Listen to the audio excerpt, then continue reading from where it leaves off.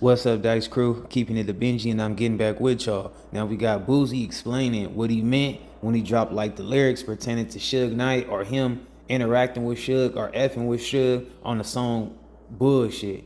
And I'm happy about that because I always was like wondering like how deep did the relationship between Boosie and Suge Knight go? You know, because I always wondered that when I hear that song. But back then it wasn't really like a heavy social media presence like it is now. So obviously, you know, it wasn't gonna be like all down the timeline. So I always wonder, like, dang, what was going on between Boosie and Suge Knight? However, through Boosie's career, I've always peeped that he is a real fan of Tupac. You know, he called himself Boo Pac. He named his album Boo Pac. So I mean, it kind of makes sense to a certain degree. And I kind of agree with the fact when people be like comparing Boosie to Tupac, like I don't think you could kind of compare it to the T, but far as like just doing what you want to do, being very vocal, expressing so many different levels of pain and emotion, like, you know, just not holding their tongue when it comes to saying stuff, I can agree like to that comparison on that degree. And also, I'm gonna run that clip for y'all, and then I'm gonna speak on it some more. Let's rock. I mean, speaking of music, real quick, one of my members, Robbie Get Money TV, you had a song called "Bullshit" where you mentioned Suge Knight. Yeah. What did you say exactly? You have to pull it up. You said, "What they gonna say now? Since I'm fucking with Suge, I know who Suge Knight. Suge Knight, I know. Drag my name through the mud." Yeah. What's that about? Like before I went to prison or whatever, Suge had came down there. To where? Fucking with Baton Rouge. Okay. Yeah. Well, what year was this? 09, 08, one of them. Okay. Huh. Okay. 09, 08. Suge was in Baton Rouge. He was talking about signing me, you know. People was to death row. People was telling me I was his next Tupac. Really? Yeah. So you met up with him? Yeah, I met up with Suge. Okay. So Suge Knight called you up and said, "I want to meet up with you." Did you have any apprehension at all about meeting up with Suge? Nah. Because, you know, you heard the stories, obviously, and everything else like that. I'm like that too.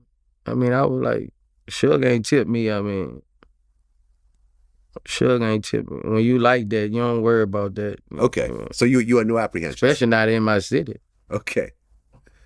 So you showed up. Well, I met Suge in the mall. Suge was smoking a big-ass cigar walking through our mall. Yeah. Security guard was scared as fuck, but always tripping over me. Nigga was scared as death for Suge.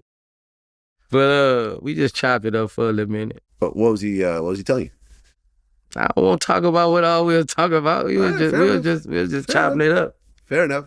But you obviously never signed a death row. Nah. Did he offer you a deal, or he just said, "Hey, you know, if you're interested, let's follow up"? Yeah. Were you considering it? Yeah. Okay. But you ultimately, why did you decide not to do it?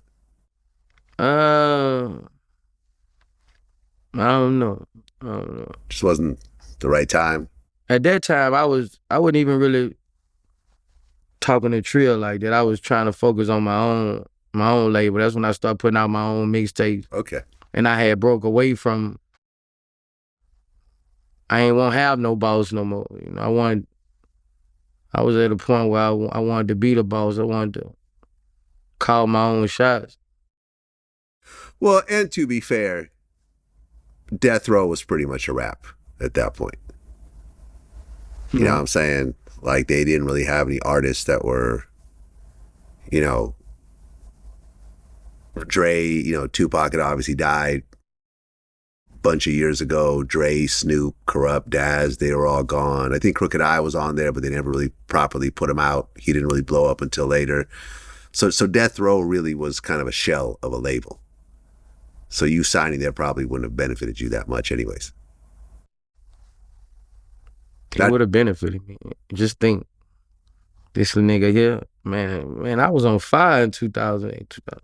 Vlad, I was. Well, but I'm saying you would have been doing them more a favor than. Oh, okay. Because what I'm saying is that by that time, Death Row was essentially blackballed. They didn't really have distribution. I think they had to end up going to Koch. Yeah, everything happened for a reason. Because when I'm down with you, I'm down with you. Right. I would have been beef with everybody. Suge would have been beef with. I would have been. Then nigga would have been smoke my mother. You know. I would have been well, beefing. if that's the case, you probably would have been beefing with Snoop Dogg. Then I would have been anybody if I'm rocking with you and you know I feel like you got my back. I'm with you, man. That was funny. He said the security guard was afraid of Suge. I could get that. But look, Dice Crew, let me know how y'all feel about it, man. Do y'all feel like Boosie could have uplifted Death Row at that time? Would that situation have worked? Do y'all feel like y'all could compare Boosie to Tupac in some type of form? Maybe not all around the board, but just in some aspects. Y'all let me know how y'all feel about it. And I also give Boosie his credit for being a loyal guy on what he said. Like, if he rocking with somebody, he rocking with him. And if he would have been rocking with Suge, he would have been getting into it with everybody Suge was getting into it with. So I admire that type of energy at the end of the day, you know, because so many people want to side up or participate with somebody just to reap all the good benefits, but never want to be there for them when things got to roll in the mud. You feel me? So I love that point of what he said. So shout out to the Dice Crew. I'm going to catch you on the next video. Keep it a Benji for me in the comments. If not, don't jump in. And I'm out. When you hit the streets, you know what's up, you gotta keep it on. Any day they survive and why, cause they keep fire. Niggas know this keeping it a Benji, we do not lie.